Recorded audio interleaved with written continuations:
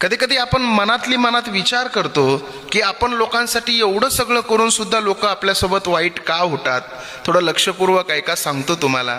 काय झालं बघा, एका ओढ्याच्या काठाला एक विंचू होता. विंचवाला तो ओढा पार करायचा होता, परंतु पाण्याचा वेग जास्त असल्यामुळं त्याला ओढा पार करता आला नाही.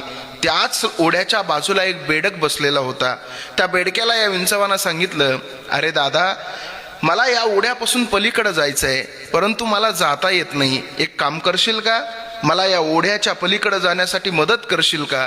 त्यावेळेस बेडक काय म्हणाला माहितीये, बेडक म्हणाला, अरे विंचवा, मी तुला या ओढ्याच्या पलीकडे जाण्यासाठी नक्की मदत केली असती, परंतु तुझा स्वभाव आहे डंक मारण्याचा.